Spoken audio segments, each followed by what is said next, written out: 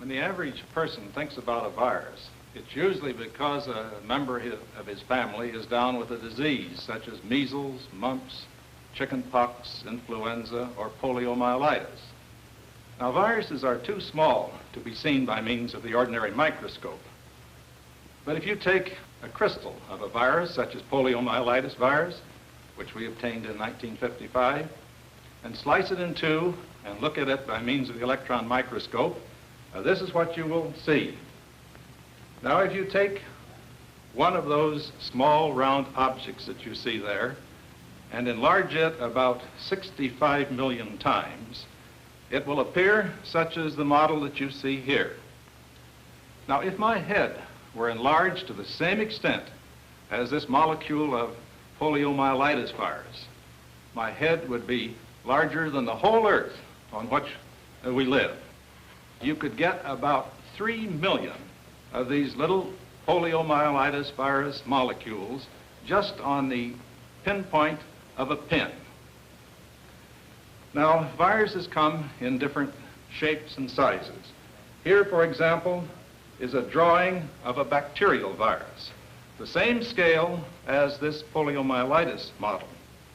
It has a hexagonal head and long tail. And then over here, we have a model of a plant virus at the same scale. This model is of tobacco mosaic virus, and it shows about 1/10 of the entire molecule. If the molecule were all here, it would be about as tall as a 6-story building. Now, unlike bacteria, all of these viruses will grow only within living cells. And when they grow in these cells, they have the ability to cause disease. One unit of a virus, such as tobacco mosaic virus, in the proper place will cause disease. A unit of polio, for example, will cause disease and could cause death. Now, you may wonder, are there any good viruses, or are all viruses bad viruses? Well, actually, there are a few examples known where virus diseases can give pleasure to man.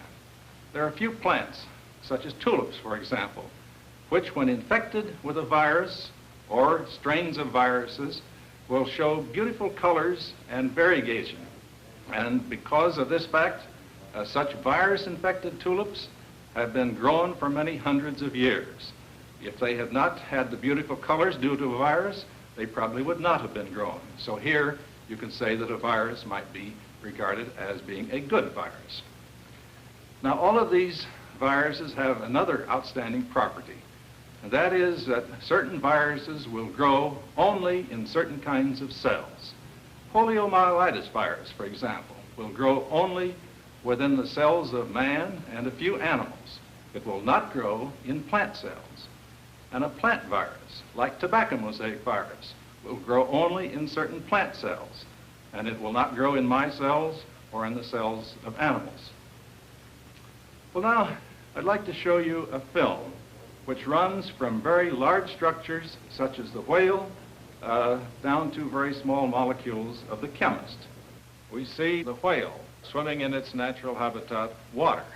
These represent the extremes that we will now see in a series of structures, each of which is about 10 times smaller than the other. Now, these living organisms represent the world of the biologist.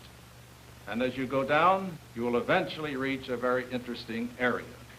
Here you see a mouse, and as you go on down to a smaller structure, living structure, the mosquito, and then next a water flea, then still a smaller structure, the amoeba, and then still a smaller structure, the diatom, and then a structure still smaller by tenfold, a bacteria. And below that, 60 years ago, there was a blank. Biologists had smaller and smaller structures running down to the bacterium, below which they seemed to have a gap so far as structures were concerned. And then came the discovery of the viruses. And About all that was known of them was that they were still smaller than these accepted living organisms of the biologist. Now if we start at the other end of the scale, the chemist's world, and go from the water molecule to a larger molecule, the heptane molecule, all the way up to an amino acid molecule that you have in the proteins of your body, to a more complex structure, a B12, a vitamin, and next a protein known as myoglobin that we have in our bodies, and then finally a fibrinogen molecule that we have in our bloodstream. Now, the chemists then reached a same void or blank. This gap served quite well to separate the organisms of the biologist from the molecules of the chemist. I've indicated that viruses are very, very small. And in order to give you some idea of the relationship between the virus that you've seen here in model form and the disease and the virus within the cell, I'd like to have you look at a leaf coming closer and closer and closer. You see the leaf? And then as you come closer and closer to the leaf, you begin to see the cells on the surface of the leaf. These cells we call hair cells. Here you see a leaf on edge, and these hair cells stand out very beautifully. As you come closer to one of these hair cells in a diseased plant, you occasionally see a crystal. This crystal, shown in this upper cell, has been found to be composed of tobacco mosaic virus. If you dissolve up this crystal in a little water and look at this solution by means of the electron microscope, this is what you see. Now here you see the actual molecules of this virus. These are real life pictures. This picture was taken by means of the electron microscope. And Dr. Robley Williams has developed many of the techniques by means of which you can get such a beautiful picture of a single tobacco mosaic virus particle, such as shown here. We have relied heavily upon the electron microscope in virus research. Well, the true nature of viruses did not become known until about 1935, when after some years of considerable work, I had the good fortune to isolate this virus in the form of a crystallizable material. This turned out to be a compound composed of protein and nucleic acid. We call this a nucleoprotein. There were considerable doubts expressed in those days as to whether or not a crystalline material could actually be a virus, because in those days viruses were regarded as living agents. And how could a crystalline chemical actually be alive? Well, after a considerable period of controversy, many experiments were made which gradually built up the idea that these crystals really were tobacco mosaic virus. Now I'd like to create for you today that experiment that I made 25 years ago.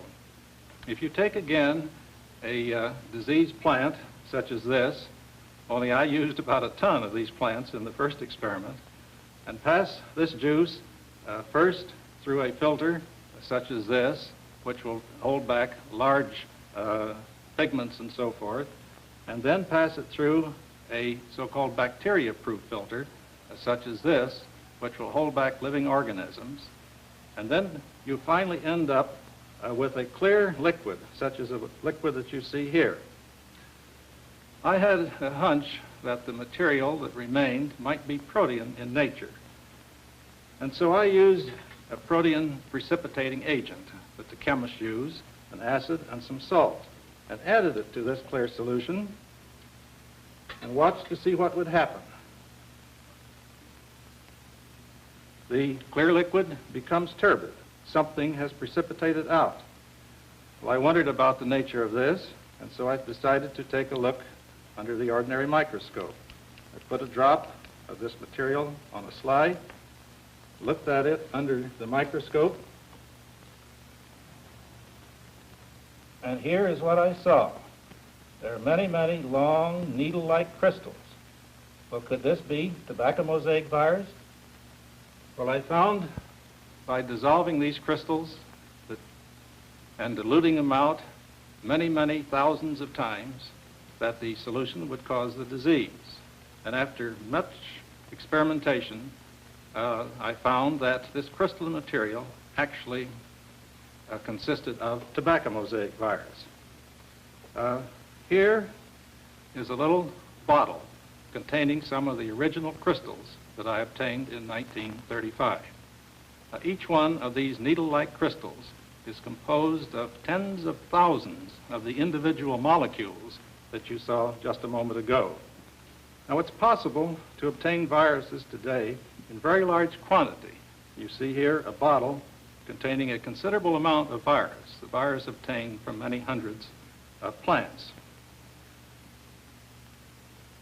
Although a great many plant viruses have been obtained in crystalline form since 1935, no animal virus or a virus affecting human beings was obtained in crystalline form until 1955, when Doctors Schaefer and Schwert, working in the virus laboratory, were able to obtain poliomyelitis virus in crystalline form. Here is a little crystal of poliomyelitis virus. If you enlarge that crystal some 100 times, here is the way it will look. There is enough poliomyelitis virus in this crystal to cause poliomyelitis in every man, woman, and child in the United States if they were all susceptible and if the virus could be distributed in that form. Now, if you would slice through this crystal, such as you would slice through an apple or an orange, and look at the slice of the crystal, here is what you would see. Each one of these particles of poliomyelitis virus has the ability, if it gets into a susceptible cell, of causing disease. Now, if you enlarge one of those particles of poliomyelitis virus some 70 times, you obtain something similar to this. This model of a single molecule of poliomyelitis virus is actually enlarged about 65 million times. This model represents just about all we know of this molecule from information obtained by means of the electron microscope and by means of X-rays. Now, these knobs that you see here are protein subunits. We believe there are about 60 of these around the outside of this particle, and in some cases, these protein subunits are arranged in the form of a pentagon. Other viruses have still other shapes. For example, here is a large-scale drawing at the same scale of a bacterial virus. It has this large hexagonal head. It has the nucleic acid inside, and this runs down through a long tail, extending all the way down to the far end in some tail fibers, by means of which this virus actually attaches itself to the host. Now, all of these diverse structures, poliomyelitis, tobacco mosaic, the bacterial viruses, all have one thing in common. They all possess the ability to cause disease when they get into the cells in which they can multiply. When they do this, they seem to have the ability to take over the metabolic machinery of these cells. And the cells, instead of making the normal proteins and the normal things that we need for a good life and a healthy life, they cause the cells to make more of these big structures that you see here, of these virus particles. And as the cell makes hundreds of thousands of these viruses, the cell becomes diseased, and we then become sick. Now, when a virus, one of those virus particles, gets into a cell, we really don't know how it takes over this metabolic machinery. This represents one of the very great problems that's available for study at the present time. These viruses are very similar to genes or chromosomes. They are made up in part of nucleic acid. Now, nucleic acid was discovered a long time ago because it occurs in the nuclei of all of our cells. Well, as you now know, it also occurs in the viruses. And Robley-Williams showed you an electron micrograph of one of these nucleic acids, and you remember it was a very long strand. Now, it's actually composed of several building blocks, and the actual nature of the message that is used to transfer information from parent to child, and which results in eye color and in the color of hair and so forth, is written in this nucleic acid. Now, if we could learn more about the nature of the nucleic acid, we'd have a much better idea concerning the way that all of life has evolved on Earth. Another problem, of course, is the problem of whether or not we at some time will be able to synthesize one of these viruses in the laboratory. You remember that a virus, in some respects, is like a living thing. And obviously, if you could synthesize some possessing the properties of life, it would represent a tremendous achievement and at the same time, a tremendous problem for society.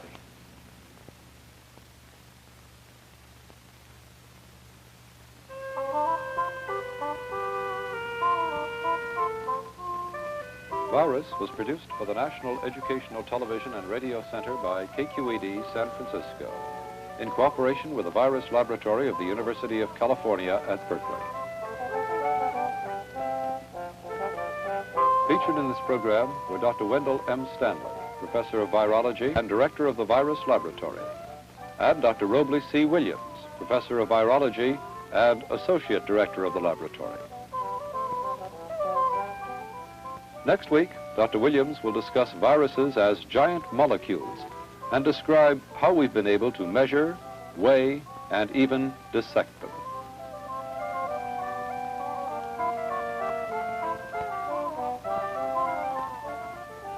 This series was made possible by a grant from the National Science Foundation.